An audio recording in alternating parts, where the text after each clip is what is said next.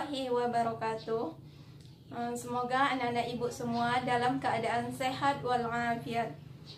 Baiklah, pada pertemuan kita kali ini, sebelum kita memulai pembelajaran, ada baiknya kita membaca bismillah terlebih dahulu agar mendapatkan keberkahan pada pembelajaran kita hari ini. Bismillahirrahmanirrahim. Ibu masuki bab baru, bab 2 tentang membina masyarakat Madinah.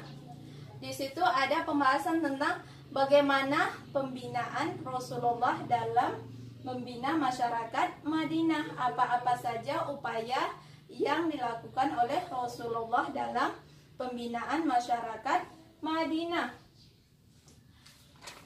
Yang pertama, dakwah atau pembinaan Rasulullah Shallallahu Alaihi Wasallam di Madinah dilaksanakan pada tanggal 12 Rabiul Awal tahun pertama Hijriah, yaitu pada tahun 622 Masehi.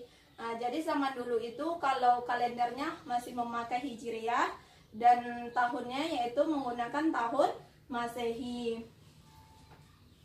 Dan pembinaan Rasulullah Shallallahu Alaihi Wasallam ini sampai beliau wafat, dan wafatnya Rasulullah tanggal 12 Rabiul Awal tahun ke-10 Hijriah, yaitu tahun ke-632 Masehi.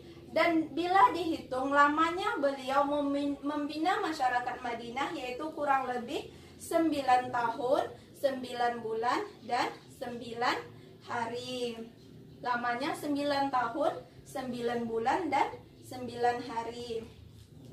Dan masyarakat Madinah ini dilakukan oleh Rasulullah Shallallahu Alaihi Wasallam agar masyarakat Madinah mempunyai pola dan gaya hidup sesuai dengan petunjuk Allah dalam Al-Quran dan petunjuk Rasulullah dalam hadisnya.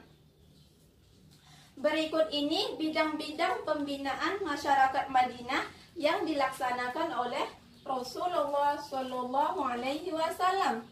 Ada 4 bidang yang Rasulullah laksanakan dalam pembinaan masyarakat Madinah. Yang pertama, bidang dakwah.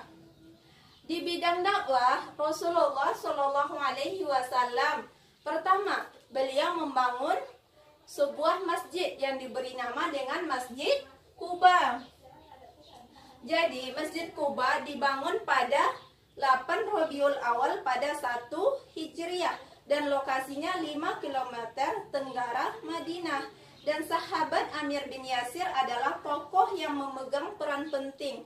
Dialah yang mengusulkan untuk membangun tempat berteduh dan membangun masjid yang tadinya hanya terdiri atas hamparan kebun kurma.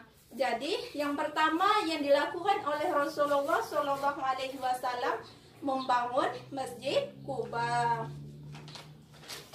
Kemudian yang kedua, Rasulullah Shallallahu Alaihi Wasallam membangun Masjid Nabawi. Pembangunan Masjid Nabawi pada bulan Rabiul Awal di tahun kedua Hijriah. Pada awal pembangunan Masjid Nabawi hanya berukuran sekitar 500 meter kali 500 meter dengan tinggi atap sekitar 3,5 Masehi. Rasulullah Shallallahu Alaihi Wasallam turut membangunnya dengan tangannya sendiri bersama-sama dengan para sahabat dan kaum muslimin. Jadi Masjid Nabawi ini adalah tempat Rasulullah Shallallahu Alaihi Wasallam melakukan pembinaan dasar-dasar agama dan persatuan umat Islam.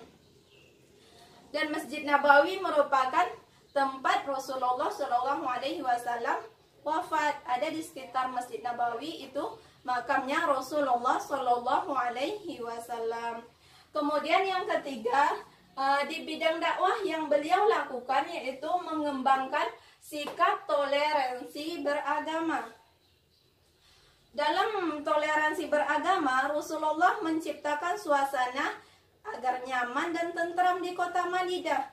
Maka dibuatlah perjanjian dengan kaum Yahudi. Dan dalam perjanjian ini ditetapkan dan diakui hak kemerdekaan tiap-tiap golongan untuk memeluk dan menjalankan agamanya. Kemudian kita masuki yang kedua, bidang sosial kemasyarakatan. Bidang sosial kemasyarakatan yang pertama, Rasulullah mendamaikan suku Aus dan Khazraj. Rasulullah melakukan perdamaian antara dua suku besar di Madinah yang sekian lama mereka berseteru di antara kedua suku tersebut. Kemudian datanglah Rasulullah untuk mendamaikan kedua suku tersebut. Dan upaya perdamaian itu dapat diterima dengan baik hingga kedua suku tersebut bersatu untuk mendukung perjuangan Rasulullah Shallallahu Alaihi Wasallam. Yang kedua di bidang sosial kemasyarakatan yaitu mempersaudarakan kaum Ansor dan Muhajirin. Dan Rasulullah juga mempersaudarakan antara kaum Ansor dan Muhajirin. Dengan persaudaraan tidak ada lagi perbedaan nasab, warna kulit, asal daerah ataupun kebangsaannya.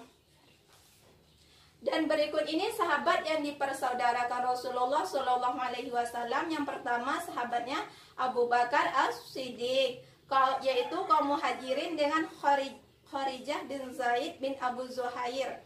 Yang kedua bernama Ja'far bin Abi Thalib, yaitu kaum Muhajirin dengan Mu'az bin Jabal, kaum Ansornya Mu'az bin Jabal.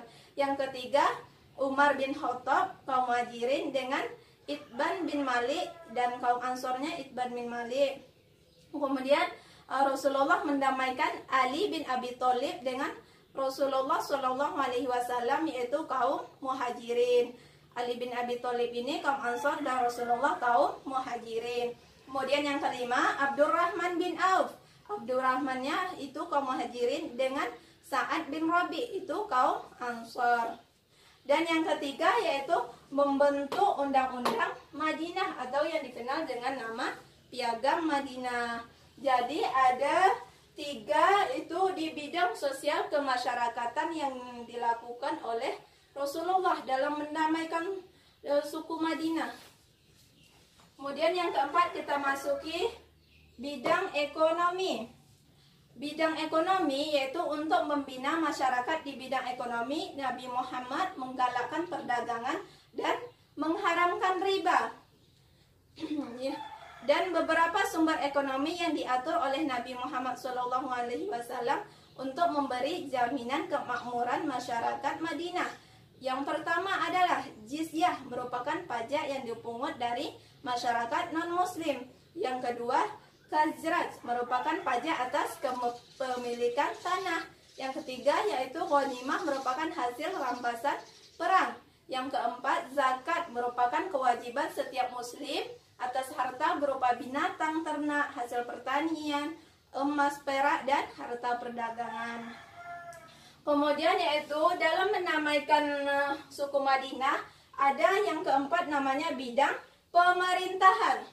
Dan di bidang pemerintahan Rasulullah Shallallahu Alaihi Wasallam mengangkat para pejabat yang membantu beliau dalam menjalankan tugas pemerintahan, seperti sahabatnya yang bernama Muawin, yaitu yang dipanggil wazir, yang bertugas sebagai wakil Rasulullah Shallallahu Alaihi Wasallam, dan mengangkat Abu Bakar As-Siddiq dan Umar bin Khattab.